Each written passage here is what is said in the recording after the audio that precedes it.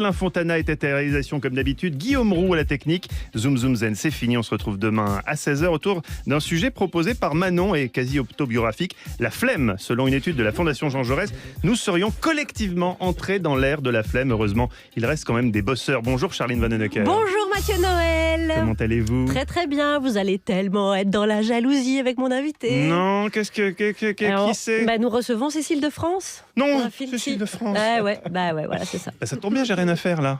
C'est fini, là. L'émission de demain est prête. Écoutez, venez, Voilà. en régie. Bon. À tout de suite, Charline. Joyeux Noël Didier. Vous êtes pas foulé? Alors que Joyeux Noël Didier écrit sur des chocolats, là, vous montrez qu'il est très important pour vous. Pour Noël, Jeff de Bruges inscrit gratuitement un message personnalisé sur ces délicieux chocolats. Des chocolats fondants, onctueux, raffinés. Jeff de Bruges, le plaisir d'offrir du plaisir. En boutique, en click and collect et par coursier. Rendez-vous sur jeffdebruges.com. Pour votre santé, bougez plus. Bouygues Télécom. Diane de Dax a demandé au Père Noël de dénicher pour son ado un smartphone de rêve avec un forfait mobile à prix démentiel. Eh bien Diane, il a un bon plan pour vous. C'est Noël chez Bouygues Télécom. En ce moment, avec une B-Box Fibre, profitez de la série spéciale 50 Go à 15,99€ par mois pendant 12 mois, puis 25,99€ par mois. Et en plus, jusqu'à 160€ de remise immédiate sur une sélection de smartphones. Appelez gratuitement Bouygues Télécom au 3106. Engagement 24 mois, France Métropolitaine, offre soumise à condition, mobile d'une valeur de 160€ minimum. Ça marche bien ta boutique en ligne pour les fêtes? Tellement bien que je cours partout pour livrer mes colis à temps. Passe par Colissimo Facilité. Tu imprimes chez toi les étiquettes d'affranchissement et si tu le souhaites, la Poste peut même passer récupérer tes colis. C'est très facile. Découvrez Colissimo Facilité, la solution d'affranchissement en ligne de la Poste dédiée aux professionnels pour faciliter l'envoi et le suivi des colis. Et jusqu'au 31 décembre, profitez de moins 10% sur vos envois pendant 6 mois. Renseignements au 3634 ou à la Poste. Il est 17h sur France Inter.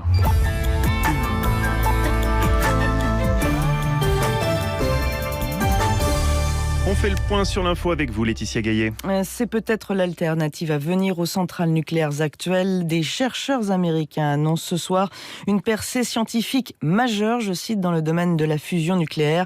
L'expérience a été réalisée la semaine dernière. Toutes les explications dans le journal de 18h. Dans un an, la Coupe du Monde de rugby, et voilà qui ne va pas redorer l'image du rugby français. 2 ans de prison avec sursis pour le patron et 18 mois avec sursis pour l'ami.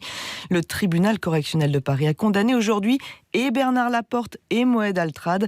Le président de la Fédération française de rugby et l'homme d'affaires étaient poursuivis pour corruption, l'un ayant favorisé l'autre contre un contrat d'image secret et jamais exécuté. Les sanctions sont assorties de 50 000 € d'amende pour Moed Altrad et 75 000 € pour Bernard Laporte, ainsi que 2 ans d'interdiction d'exercer. Il annonce qu'il fait appel. De fait, ce soir, Emma Sarango, Bernard Laporte est toujours à la tête du rugby français, mais en sursis. Le tribunal a estimé que M. Laporte était chargé d'une mission de service public, commence la présidente. À ce titre, il a méprisé les principes de déontologie de la fédération. À ces mots, Bernard Laporte, le visage figé, les bras croisés, comprend qu'il n'obtiendra pas la relaxe plaidée par ses avocats. Mais quelques minutes plus tard, ses épaules se détendent légèrement quand il réalise que le tribunal n'a pas suivi les réquisitions et donc qu'il ne sera pas contraint, pas par la justice en tout cas, à démissionner dès ce soir. C'était, reconnaît son avocat, maître Jean-Pierre Versini, le pire qui pouvait arriver. Tout le monde sait que c'est ce que tout le monde attendait. Savoir si le tribunal allait suivre le procureur ou non. Il ne l'a pas suivi. Et Bernard Laporte reste président de la fédération. Évidemment. Il ne peut pas envisager d'abandonner ses fonctions. Ça serait une fuite. Enfin, ça n'a pas de sens. Le temps que la procédure d'appel aboutisse, Bernard Laporte ne sera pas jugé avant 1 an et demi, voire 2 ans. Il sera donc encore à la tête de la fédération pour la Coupe du Monde en septembre, à moins, peut-être, que la ministre des Sports, Amélie Oudéa-Castéra, ne décide d'intervenir. C'est en tout cas ce que lui demandent les opposants de Bernard Laporte à la fédération qui plaident en faveur de nouvelles élections dans les prochaines semaines. Et ce soir, le World Rugby, l'instance qui dirige le rugby mondial, dit prendre note du jugement qui porte sur des affaires, je cite, nationales. Attention, la neige arrive. 33 départements seront dès cette nuit en vigilance orange, neige, verglas. Ça va des Côtes d'Armor à l'Alsace en passant par l'Île-de-France. Des images d'élèves en Seine-Saint-Denis, dans le noir et le froid. On pouvait difficilement faire pire comme publicité en cette période de grand froid précisément. Mais la diffusion de ces images a suscité, outre des réactions, la venue aujourd'hui du maire d'Aulnay-sous-Bourg, où se trouve le lycée, du ministre Pap Ndiaye et de la présidente de région Valérie Pécresse. Le lycée en question est en cours de rénovation, mais là, il y a urgence pour Pap Ndiaye.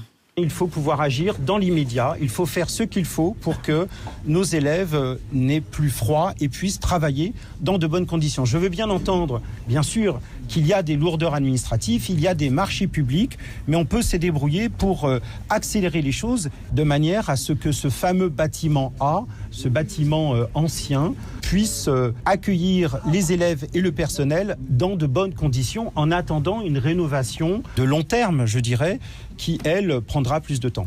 Les lycées, les bâtiments en l'occurrence, sont la compétence de la région. Valérie Pécresse, la présidente de la région Île-de-France, se défend, elle, de n'avoir rien fait. La région a mis 6,6 milliards d'euros sur la table pour rénover les lycées. Le problème n'est pas une question d'argent, c'est une question de moyens humains et de temps. Vous savez que le secteur du bâtiment et des travaux publics est saturé en Île-de-France. Et aujourd'hui, c'est compliqué, ça prend du temps de rénover un lycée. Quand je suis arrivée en 2016, il y avait 200 lycées en Île-de-France qui ressemblaient aux bâtiments que vous venez de visiter. 200 lycées en état de vétusté absolue.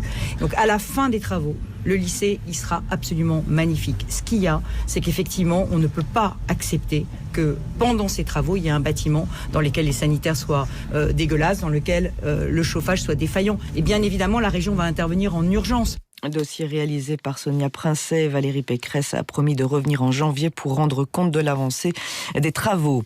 Depuis dimanche, Eva Kaili est incarcérée en Belgique. L'élu socialiste grec est soupçonné d'avoir été payé par Doha pour défendre les intérêts de l'Émirat. Des sacs de billets ont été découverts dans son appartement. Son avocat dit qu'elle est innocente. Le Parlement européen ne le voit pas comme ça.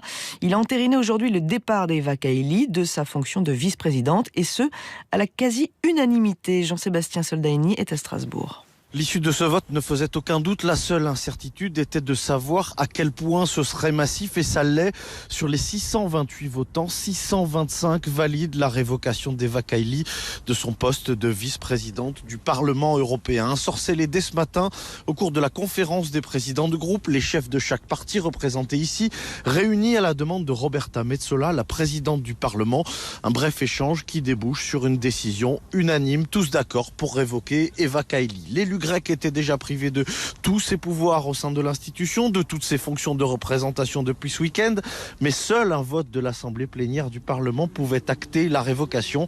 Attention, elle perd uniquement son poste de vice-présidente de l'institution. Elle reste titulaire de son mandat d'eurodéputée tant qu'elle ne démissionne pas. Et 3 autres personnes ont été écrouées dans cette enquête. L'affaire du Parlement européen arrive en plein mondial de foot au Qatar, un mondial qui touche à sa fin. Première demi-finale ce soir entre l'Argentine et la Croatie à 20h. Demain, pour celle qui opposera la France au Maroc, 10 000 policiers et gendarmes seront mobilisés, dont la moitié sur l'Île-de-France et notamment les Champs-Élysées.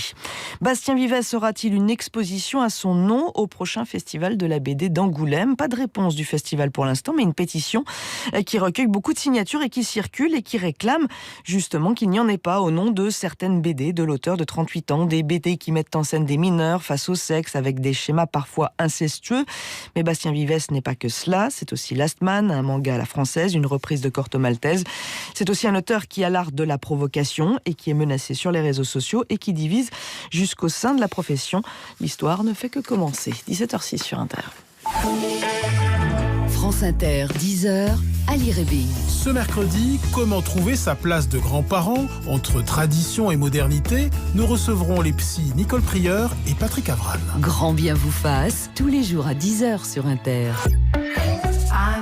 C'est l'histoire de Claire, infirmière, qui voulait se mettre à son compte. C'est aussi l'histoire de Maxime, conseiller Banque Populaire, qui a présenté à Claire installeslibéral.fr, la plateforme Banque Populaire dédiée à l'installation des professions libérales. Ensuite, c'est devenu l'histoire de Liliane, Pierre et bien d'autres qui peuvent maintenant recevoir des soins près de chez eux. En faisant de la réussite une aventure collective, Banque Populaire porte bien son nom. Banque Populaire, la réussite est en vous. Partenaire premium des Jeux de Paris 2024. France Inter aime Jane Birkin, Oh pardon tu dormais, un concert conçu par Étienne Dao à l'Olympia de Paris le 21 mars 2023. Se fabriquer des histoires. Un programme haut de gamme dans une veine pop orchestrale classieuse qui mêle les chansons de son dernier album aux titres incontournables de Serge Gainsbourg. Retrouvez Jane Birkin à l'Olympia de Paris le 21 mars 2023 dans le programme musical de France Inter et sur franceinter.fr. C'est encore nous sur France Inter. C'est chic avec cette voix. Mais vous postulez pour les émissions de nuit, Laetitia Gaillet? Je lance un appel. J'ai l'impression. C'est quoi cette voix J'essaye de la trouver, mais je la retrouve plus. Je vous sens un peu malade, non? Un tout petit peu. Ah oui, voilà. Non, ça faisait Fanny Ardant. Oui, mais je sens qu'elle est un peu malade, Fanny Ardant. On vous connaît, hein. On vous connaît, on vous entend tous les jours. Merci Laetitia Gaillet pour ces informations. Allez vous coucher, à demain. Ouais, salut. Dans 20 secondes. Ok, on est prêt. François? Oui, attends, j'ai encore 2-3 corrections. Des corrections de quoi? Des réglages, tu veux dire? Non, sur mon livre. Ton livre? Bah oui, il n'y a pas que les stars de l'émission qui ont le droit de sortir des livres. Oui, non, bien sûr. Ça parle de quoi? Oh, c'est un livre plutôt intimiste, genre autofiction, tu vois. Super. On peut y aller? Tu veux pas savoir le titre? Si, bien sûr, vas-y, oui.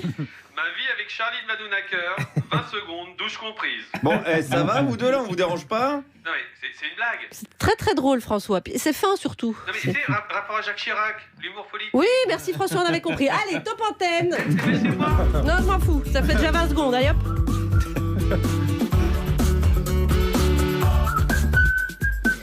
Bonjour la France Inter et bienvenue Cécile de France. Merci, bonjour. Bonjour.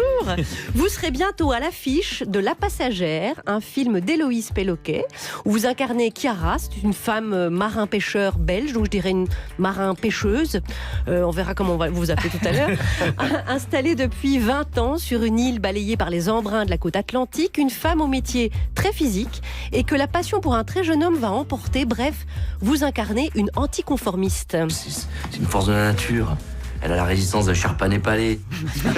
Le lobby du Qatar au Parlement européen. Il éclate tous les scores de la corruption. À 17h40, je partagerai avec vous les dernières révélations sur l'affaire de la valise à 600 000 boules. Connaissez-vous le contenu de la valise? Oui, normalement, oui. Eh bien, vous avez gagné. Preuve accablante. Pour ceux qui trouveraient que le cinéma ne coûte pas assez cher, dès mercredi à Paris, vous pourrez payer 18,50 € pour voir des films, oui, mais dans une salle premium, avec projection laser, attention les yeux, et siège inclinable. Ça va pas, non? Mais pourquoi faire? Mais pour rien, pour se faire plaisir. C'est quelque chose que tu connais, que tu as déjà rencontré, le plaisir. Et aujourd'hui à mes côtés, c'est Juliette Arnaud, bonjour. Et bonjour Charline, et à nos côtés, une équipe de gracieux pêcheurs. À 17h10, il pêche les paradoxes chez ses contemporains, mais n'en est pas lui-même exempt. Il part vivre en Bretagne, mais là où la mer est à 3 heures de bagnole. N'importe quoi. Bonjour Guillaume Meurice. Bonjour quand même, Juliette Arnaud. Bonjour tout le monde. Eh bien, à l'approche de France-Maroc, je vais vous parler géopolitique aujourd'hui avec une experte des deux pays. Oh je connais, hein. Et tout le monde dit qu'est-ce qu'elle est douée, cette Edith. J'aurais dû faire la politique. Eh oui, Edith Israël. Bien évidemment, elle est de retour en France. Je trépigne. À 17h30. S'il était dans Moby Dick, il ne serait ni le zinzin capitaine Ahab, ni le monstre cachalot éponyme. Il serait Ismaël, narrateur, celui qui observe, celui qui relate. Léo Carman. Merci, bonjour. Hello, je suis très touché. Aujourd'hui, c'est une chronique pleine de métaphores marines pour parler du film dans lequel joue notre invité. Oui, ça a du sens. Et enfin, à 17h50, il était pêcheur de brèves. Il est devenu pêcheur de perspectives sportives. Quel homme! Quel acrobate, quel être protéiforme. Bonjour Alexandre. Vous êtes un peu forcé, mais ça me touche beaucoup. Oh non, je l'ai hyper incarné. Mais c'est ça une grande comédienne. Si vous aimez Kevin Boateng, Khalilou Fadiga ou Roger Mila, cette chronique sera pour vous. Yeah. Je sais bien, vous savez pas bien. Moi, j'aime bien. Allez, Cécile de France est en notre compagnie et avant de parler cinéma, on va parler du rire, de son rire et à mon avis, un peu d'humour belge. C'est parti. France Inter. C'est encore nous. Avec Charline Vanhoenacker. Bonjour Bénédicte. Dis, tu vas bien? Oui, ça va. Regarde un petit peu la boîte là-bas. Oui. Encore raté. Attention Bénédicte, un peu de pied. On le fait. Tu as l'air là. Oula, dis, tiens un peu ça s'il te plaît bien. Merci. Voilà. Bénédicte. Quoi? Dans ta chambre tout de suite. J'ai rien fait. Dans ta chambre tout de suite. J'ai rien fait. Alors ça, si c'est pas belge, pur belge. C'est Panique au village de Patard et Aubier. Mais oui, notre duo de Belges qui réalise des films d'animation. Vous avez peut-être perçu la voix de Bouli la nurse, du non-sens belge fédérateur. Cécile de France, ce choix qui est très visuel, mais vous voyez les images, vous pourriez un petit peu peut-être décrire pour nos auditorices. Oui, c'est des petits personnages comme des petits soldats de plomb, enfin vous savez les jouets. Les petits jouets. Voilà, c'est un boulot très très long, très fatigant. Il faut beaucoup de patience et c'est surtout un imaginaire complètement lâché, quoi, et libre et joyeux surtout. On pourrait dire même un peu jusqu'au boutiste parce que ça va dans des délires très très très loin. Ah ouais, j'adore. Vraiment, je suis fan. C'est vraiment la chose qui vous fait rire. Oui, vraiment. Et le cinéma d'animation, en général, c'est un truc qui vous fait rire parce que depuis 30-40 ans, il y a eu Beavis et Butthead, il y a eu les Simpsons, beaucoup, South Park. C'est un humour assez tranchant, incisif. Ça vous plaît aussi ? Ouais. Moi, j'aime bien. Dès que je peux faire des voix pour tout ça, j'adore l'exercice d'être devant un micro. Un peu comme vous, on nous voit pas. Enfin, maintenant, on nous voit. Et se lâcher, quoi. Comme justement ils le font pour Panique au village, ouais. Et vous-même, vous rire dans le rire ? C'est-à-dire, je sais pas, dans la vie. Ouais, je suis plutôt entourée de gens qui me font beaucoup rire, ouais. Genre, faut Pourquoi rire. on se croise jamais? Oui. Mais vous le mettez. C'est une qualité, le fait d'avoir de l'humour, que vous mettez tout en haut dans ce qui vous permet de choisir vos amis, vos amoureux. Oui. Oui, complètement. Mais du coup, je me laisse faire, en fait, et je deviens un peu spectatrice. C'est pas plus mal. Mais non, oui, mes amis chéris, ce sont vraiment des gens très, très drôles. Et donc, être en leur compagnie, ça me fait du bien, bien sûr. On parlera plus amplement du film pour lequel vous venez nous voir, La Passagère. Mais votre personnage de Chiara, qui est belge et installée depuis 20 ans sur une île, qui est marin-pêcheuse, pécheresse, femme marin-pêcheur, quoi.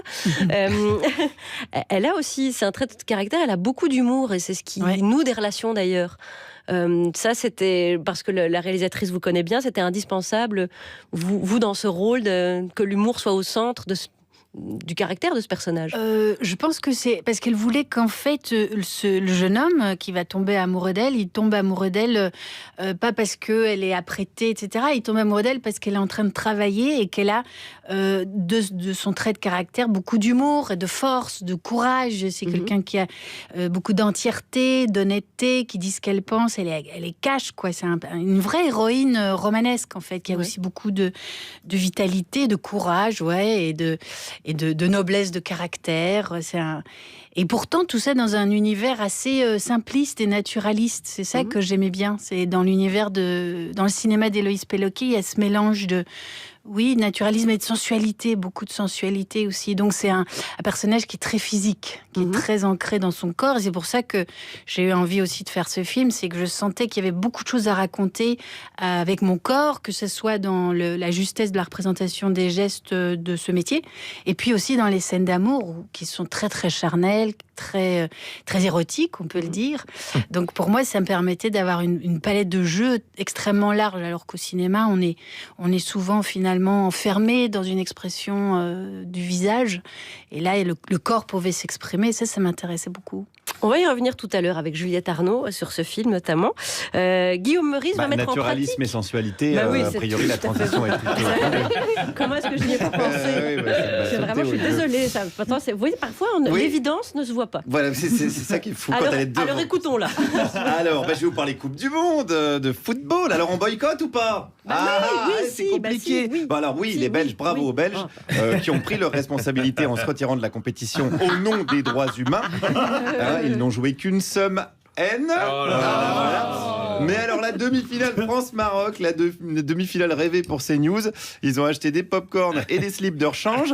Pour parler de ça, il me fallait une spécialiste de la France et du Maroc, une Française qui revient du Maroc, et j'en connais une, Edith, bien évidemment, elle seule peut nous permettre une prise de hauteur, je dirais, sur les événements. L'ancienne esthéticienne qui avait un salon, je le rappelle, juste à côté de la maison de la radio, qui enlevait les poils du dos de Léo Carman pour s'en faire des tapis.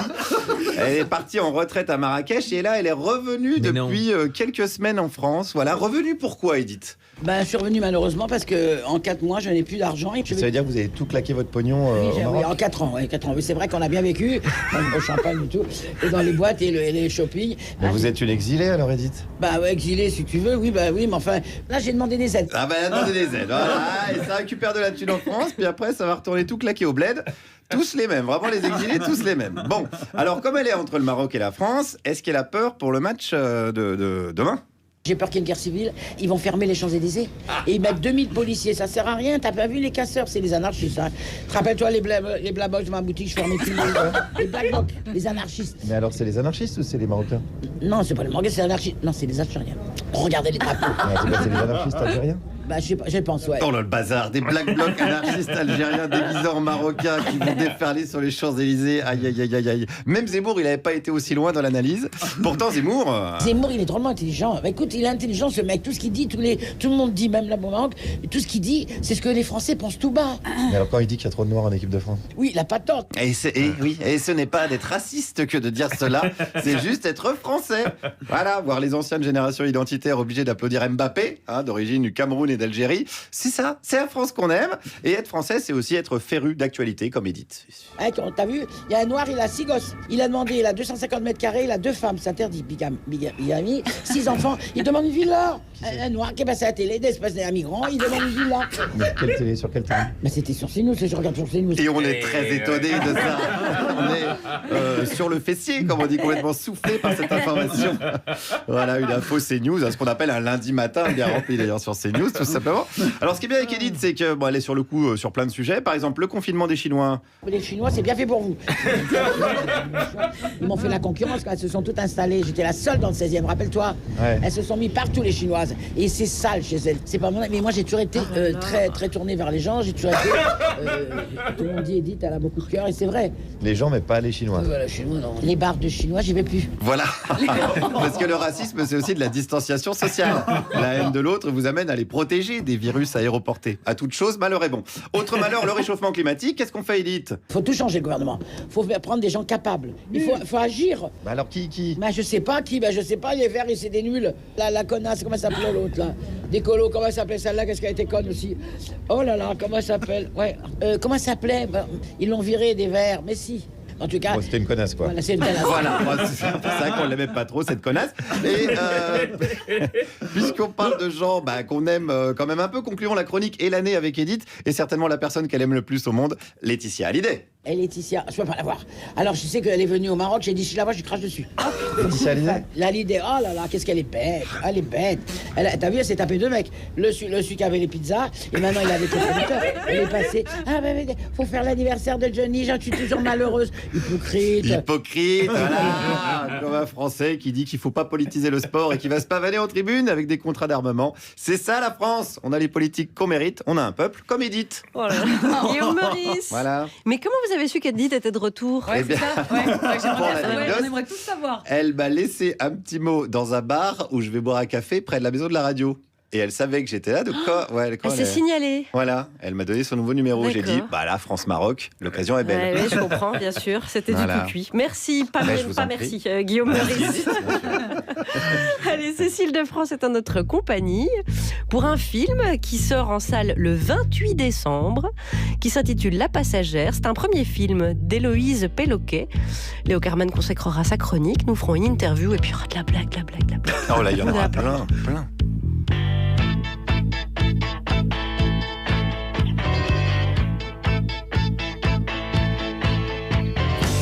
I can't seem to face up to the facts. I'm tense and nervous and I can't relax. I can't sleep 'cause my bed's on fire. Don't touch me, I'm a real live wire. Psycho killer, qu'est-ce que c'est? Better run away. Oh, psycho killer, qu'est-ce que c'est? Better run away.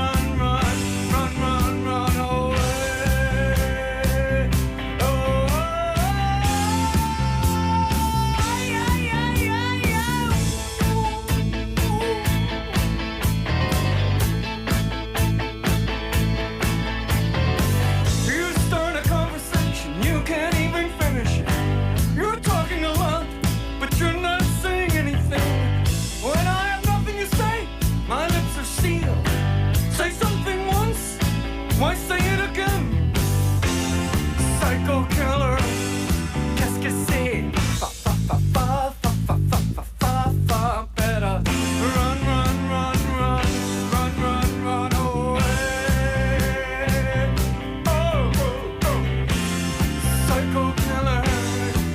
qu'est-ce que c'est? Fa fa fa fa fa fa fa fa fa fa. Better run, run, run, run, run, run, run away. Oh, oh, oh. Aïe, aïe, aïe, aïe, aïe. Ce que j'ai fait ce soir-là, ce qu'a dit ce soir-là, réalisons mon espoir. Je me lance vers les bras, ok. Yeah, yeah, yeah, yeah, yeah, yeah, yeah, yeah, yeah, yeah, yeah. We are vain and we are blind. I hate people when they're not polite. Psycho killer, qu'est-ce que c'est? Fa fa fa fa fa fa fa fa fa fa. Better run, run, run, run, run, run, run away. Oh, oh, oh. Psycho killer, qu'est-ce que c'est? Fa fa fa fa. Psycho Killer par les Talking Heads, ce qui met en joie Juliette Arnaud. Mais quel morceau, Mais quel évidemment, morceau. Cécile de France est avec nous. Le film La Passagère sortira le 28 décembre. Est-ce qu'on peut vous demander où vous avez tourné? Car c'est une île sur la côte atlantique, mais il n'est pas dit précisément où ça se trouve. Il y a un flou. Est-ce qu'on garde le flou ou est-ce qu'on dit où vous avez tourné? J'ai tourné à Noirmoutier. Ah, voilà. Très bien. Voilà, pendant le confinement, donc il n'y avait personne. C'était merveilleux. Ah, oui, évidemment. Vous sentez la petite pointe de misanthropie? Non, mais c'est vrai que faut peut-être pas trop insister Oui. parce que c'est censé être sur une île, Oui, parce oui. qu'il y a cette sensation de communauté insulaire qui est un peu comme une espèce de société vue à la loupe, avec cette société bien pensante, avec ses bonnes mœurs, ses règles et ses codes qu'il ne faut pas enfreindre. Et sur laquelle Chiara, votre personnage, va mettre le bazar, le brol. Mais ça, vous le saurez tout à l'heure avec Cécile de France qui nous accompagne. Et qui est là pour l'entourer? Écoutez, Guillaume Meurice a retrouvé Edith. Oui. Est-ce une bonne nouvelle? Oui. Je laisse Oui, la oui. question totalement Bien sûr. ouverte. Léo Carman-Piaf pour nous parler de La Passagère, le dernier rôle de Cécile de France. Et maintenant, c'est les Belges qui dissèquent l'actu, les VV, Vizorek Vanhoenacker. Alors finalement, pourquoi avez-vous si peur du débat? Le journal de presque 17h17. Non, mais c'est vrai, quoi. Elle m'embête à la fin. Elle est tout le temps en train de me causer. On commence par les titres. Scandale au Parlement européen. Selon son avocat, l'ex-vice-présidente grecque Eva Kaili n'aurait reçu aucun pot de vin du Qatar. Et oui, bien sûr, apparemment, les sacs de billets se sont retrouvés à son domicile parce qu'elle venait de perdre une dent de lait et que la petite souris a été assez généreuse. C'est mignon, apparemment. c'est Voilà. mignon. Une vague de démissions frappe les Républicains après l'élection d'Éric Ciotti à la présidence du parti. Eh oui, chez les Républicains, c'est chauve qui peut. C'est Bah là. oui, par rapport à la coupe. Et oui. C'est Ah, Éric Ciotti. c'est là, bien C'est un sûr. jeu de mots. C'est là. Est-ce qu'il y aura des brèves, Alex? Et oui, et ce, malgré le fait que j'ai reçu de gros versements pour arrêter les brèves. Quoi, du Qatar aussi? Non, une certaine Charline V. Je ne vois pas. voilà, c'est- Vraiment, je ne vois pas. Sous mon bureau. Allez, on y va. Commençons par la Sous votre météo. bureau. Ne dites pas tout. Non, pas vous. la On a valise. l'image. On a l'image. Météo. Voilà. 28 départements seront en vigilance orange, neige et verglas demain, dont les départements de l'Île-de-France. Et ouais, demain, il n'y a pas que sur les Champs-Élysées après le match que ça risque de déraper en région parisienne. International dans le cadre de la conférence solidaire avec le peuple ukrainien. L'Union européenne a débloqué 30 millions d'euros pour l'achat d'ampoules LED pour l'Ukraine afin d'affronter la crise énergétique. Oui, et Bruno Le Maire aurait quand même ajouté Nadinte Vodolascu. Ah, ça veut dire quoi? Ça veut dire mettez un pull à col roulé en ukrainien. Selon Santé publique France, les Français fument beaucoup plus depuis la crise sanitaire. Et ça paraît contre-intuitif. Ça. Je veux dire, sous la menace d'un mal qui touche les poumons, les gens augmentent la consommation d'un truc qui ruine les poumons. Ah oui, que c'est pas sûr. faux. Ouais, Si demain il y a la guerre nucléaire, ils vont se mettre à sucer des bâtonnets d'uranium. C'est ça que je me dis. Faut avoir. Environnement. En Allemagne, un militant écologiste du mouvement Dernière Génération s'est collé la main sur la route pour bloquer la circulation. Et du coup, il est toujours là. Alors non, parce que des ouvriers ont dû découper l'asphalte au marteau-piqueur, sauf qu'ensuite les policiers ont laissé partir l'activiste sans lui décoller la main du bitume. Ah bah là, je peux vous dire que maintenant, il a la main plus lourde que Juliette quand elle prépare un mojito. Balle perdue. Complètement. People à présent. People, oui, alors là, Charline commande à Cécile de France. Là, je pense que c'est l'occasion de mettre en valeur les femmes belges qui réussissent. Et clairement, la semaine dernière, l'une d'entre elles nous a bien mis en valeur, s'est bien illustrée. Ah oui. La mannequin Jade Lagardère. Ah oui.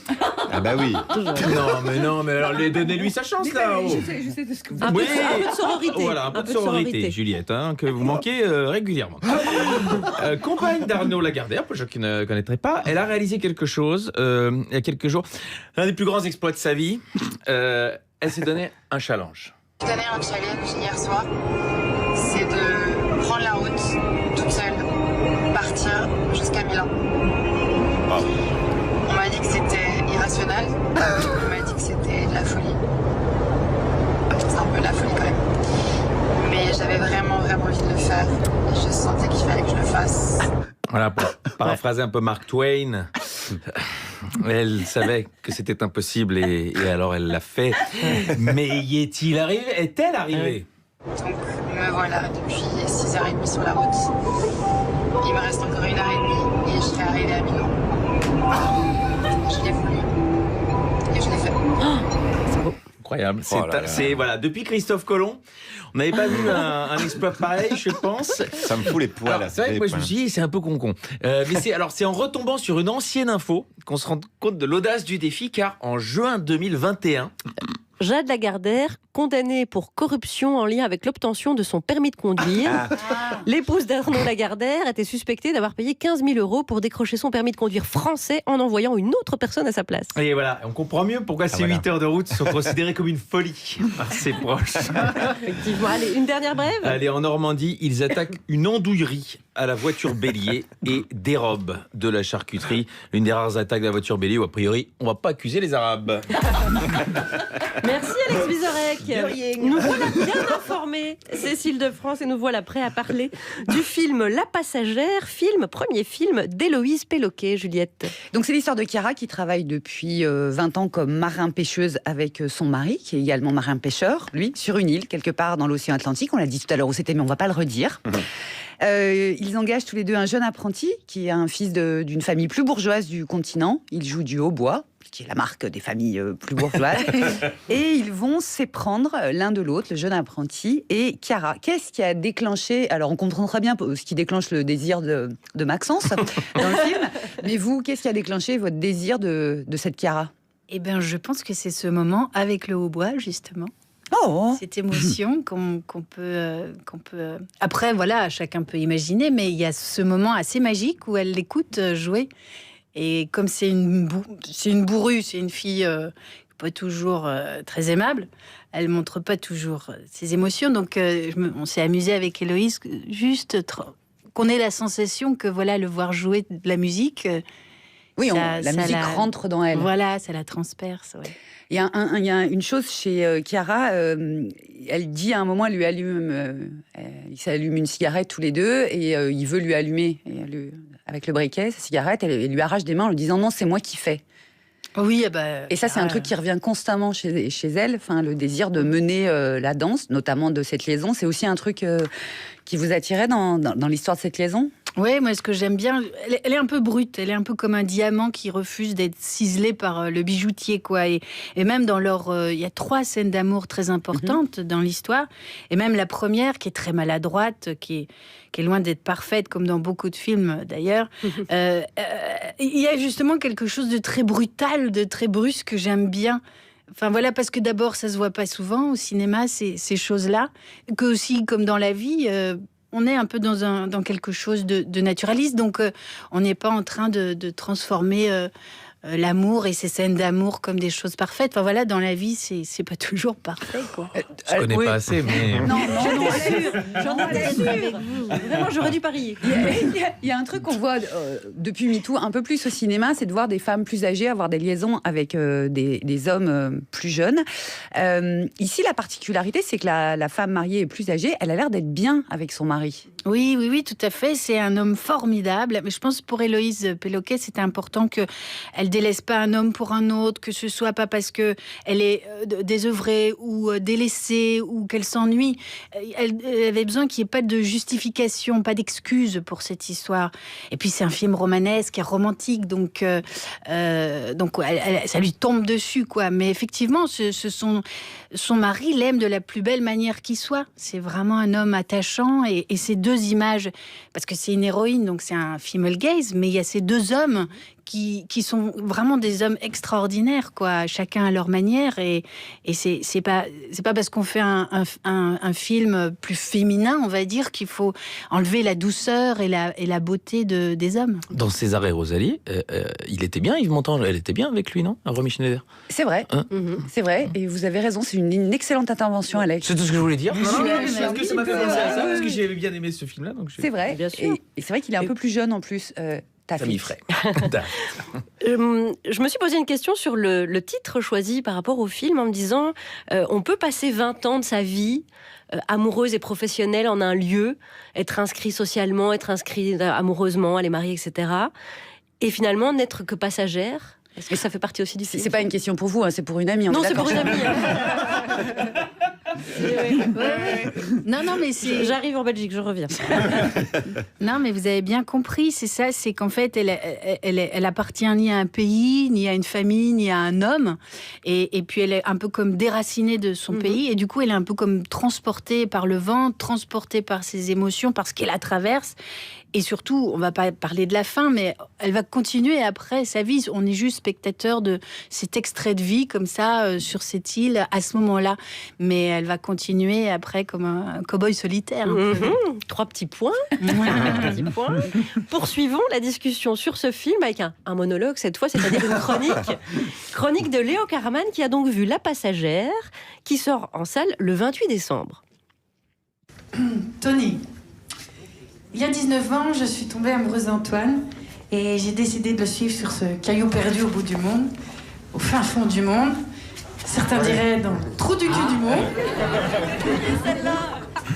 Et dans le trou du cul du monde, le premier visage que j'ai vu, c'est le tien. Tu me faisais un peu peur au début avec ton air pas commode, mais t'as été accueillant et délicat. Et t'es le meilleur ami d'Antoine, mais je crois que t'es le mien aussi, en fait. La voix que l'on entend, c'est celle de Chiara, que vous interprétez, Cécile de France. Expatriée belge sur les côtes sauvages de l'Atlantique, où elle partage sa vie du matin au soir avec Antoine, mari et coéquipier de pêche, qu'elle a rejoint par amour sur son bateau, et dont elle a intégré la famille, celle du village, qu'il a accueillie comme l'une des leurs. Ce monde est devenu le sien. Les sorties en mer rythmées par les caprices de l'océan, le pub du port où l'on retrouve les amis, les soirées avec son Antoine, qu'elle aime comme on aime le phare qui nous guide, comme un repère. Seulement, un avis de tempête résonne dans toutes les radios, la météo va se gâter, mais pour Chiara, la perturbation ne va pas venir du large.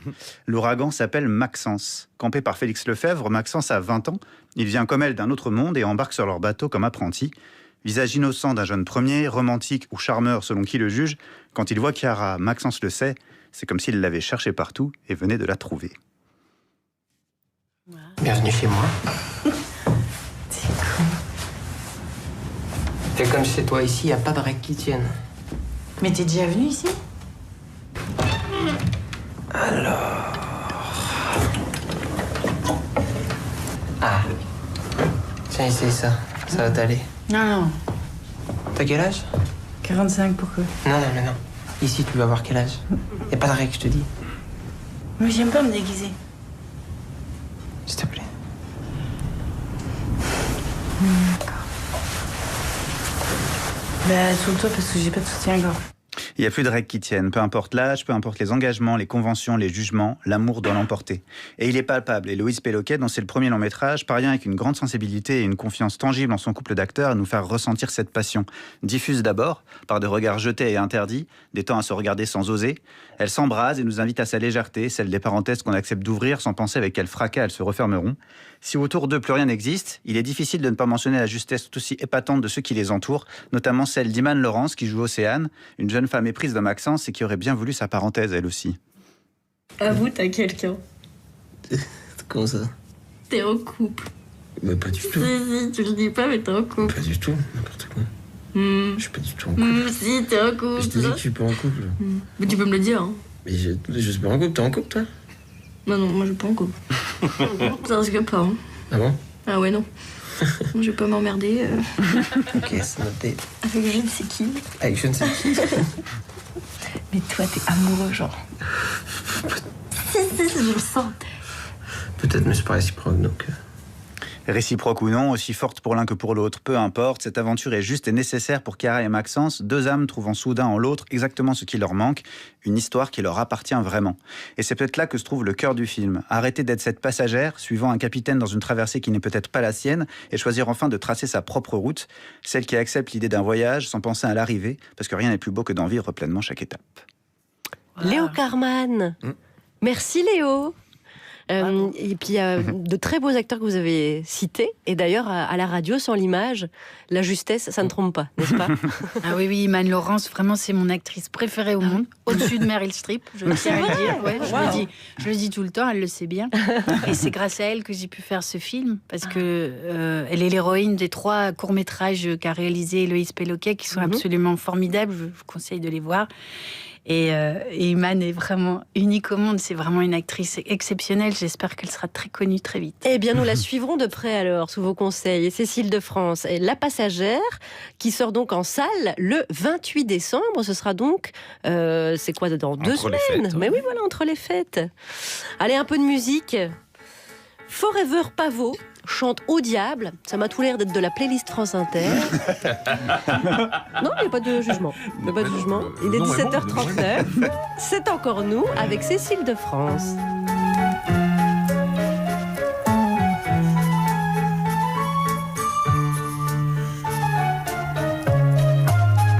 Ça, c'est pas banal. Du piano à genoux, mes rotules à même le sol, plutôt matinal. J'entends le vieux coucou qui me nargue par sa fenêtre, sans dessus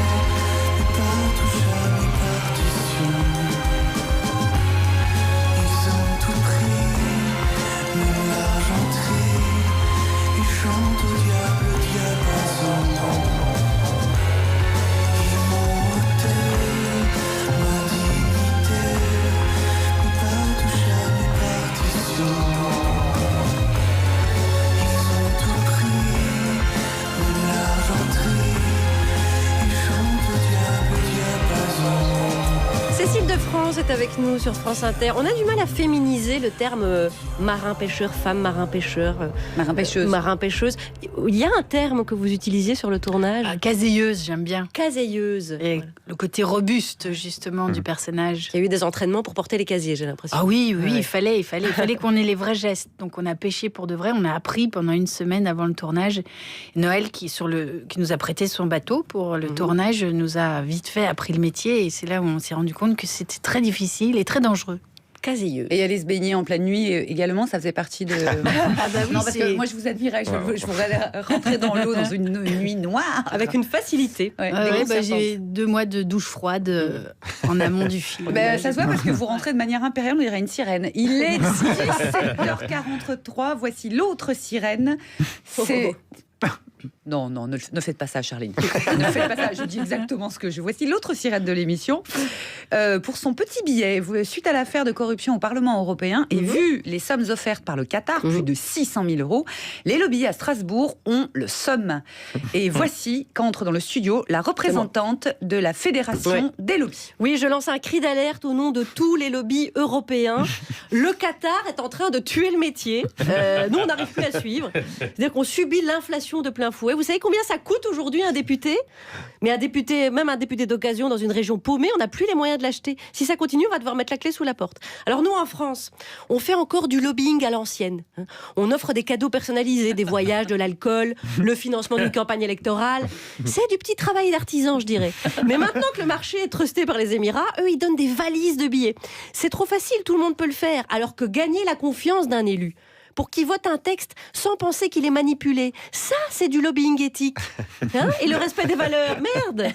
Alors que oui, on peut influencer et corrompre proprement avec un réel amour du travail. Tenez, moi, je milite pour un lobbying responsable. C'est comme la finance responsable. Tant qu'il y a des gens pour y croire, ça nous va. Et puis nous, on fait du lobbying pour continuer à polluer, à pêcher des espèces menacées, à faire fumer les gens. Et eux, le Qatar, ils font ça pourquoi ? Pour leur image. Alors on assiste à l'ubérisation du lobbying, quoi. Alors c'est facile pour le Qatar, ils ont la Coupe du Monde et l'argent. Nous, à la Fédération de la chasse, on a quoi ? Le championnat départemental de balle-trappe et une tombola fin janvier. On ne peut pas lutter. Alors on a bien tenté des alliances entre lobbies pour contrer le Qatar, mais quel bazar ! Réunir le lobby de la pêche, du plastique et des armes. Alors ça paraît simple sur le papier, mais enfin il faut trouver des convergences pour convaincre les élus. Alors on fait comment ? Oui, alors on vous propose de défendre le droit de pêcher la dorade avec une arme de guerre, tout en la conservant dans du plastique pour la rapporter chez vous. Heureusement, la législation européenne, c'est déjà un camoulox, donc ça passe. Et puis avec cette histoire du Qatar, c'est surtout le lobby des valises qui a frappé un très grand coup. Oui, le lobby des valises. Mais vous savez pas, on les a aidés à défoncer le lobby des sacs à dos. Parce que les lobbies, c'est quoi ? Une entreprise ou un secteur privé qui veut influencer les gens pour gagner encore plus de sous. On est un petit peu, je dirais, les coupures pub dans le grand film démocratique.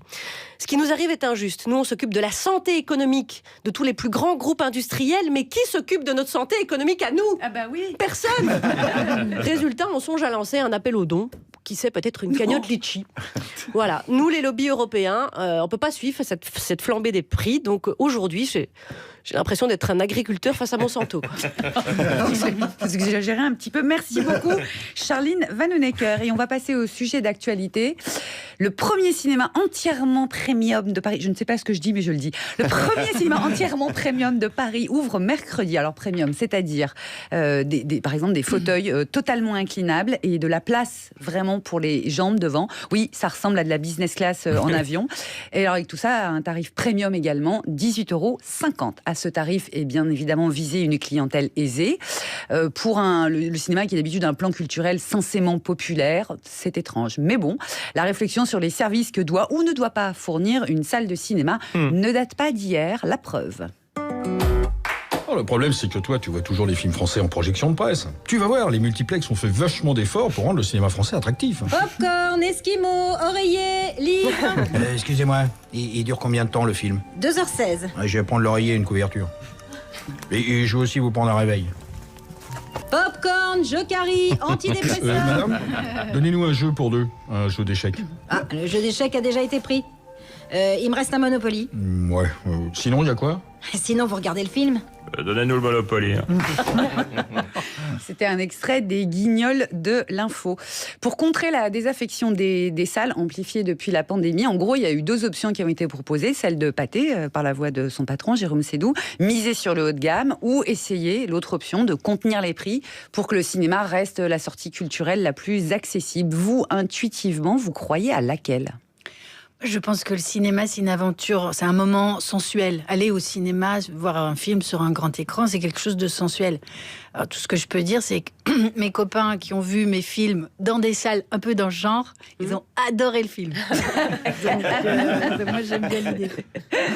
La désaffection des salles, en général, c'est un truc qui vous fait, que vous craignez, y compris pour votre propre avenir d'actrice de cinéma, ou aussi parce que vous estimez justement, ce que vous nous disiez, que le cinéma, enfin, aller voir un film en salle, c'est une expérience collective. Oui, je pense à Illusion perdue, le voir sur un écran, une tablette ou dans une grande salle de cinéma avec du bon son, avec une belle image, etc., permet de vraiment savourer tout le travail qui a été fait. Par exemple, je pense à Pierre-Jean Larocque, les costumes, les lumières. Enfin, c'est un travail de fou qu'on fait pendant des mois.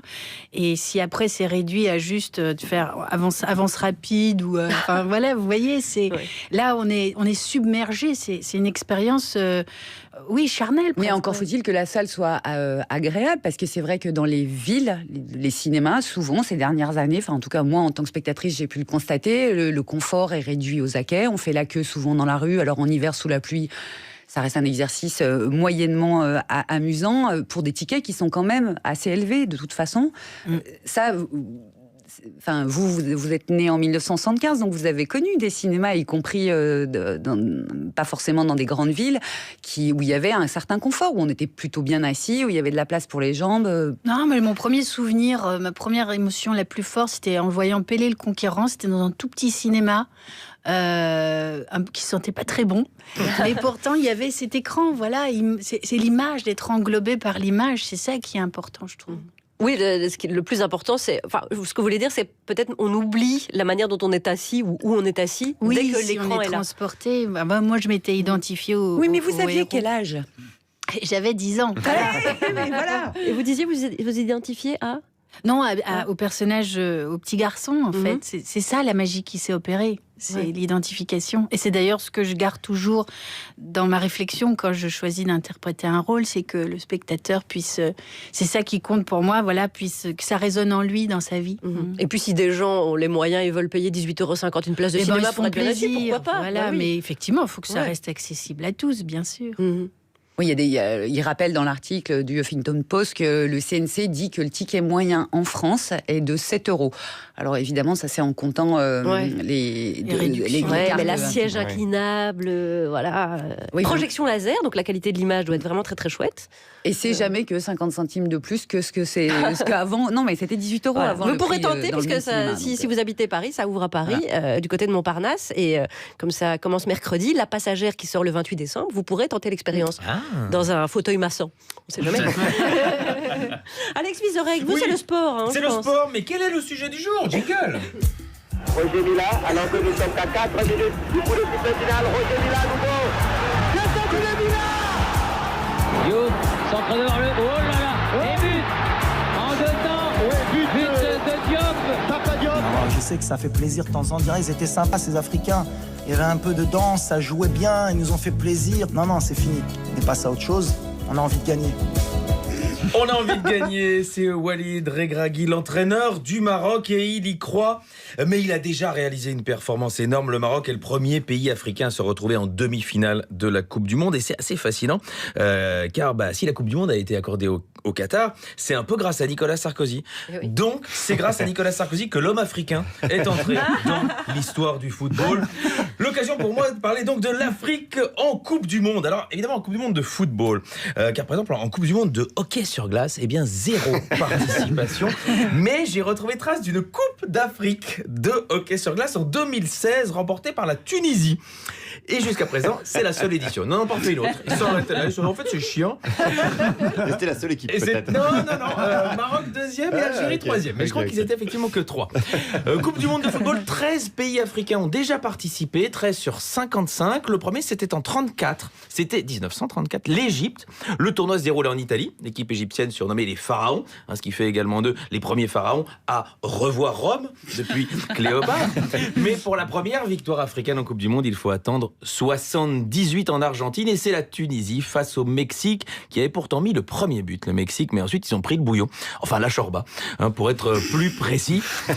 Et donc, il faut des notions en cuisine tunisienne pour avoir cette blague. C'est bossé.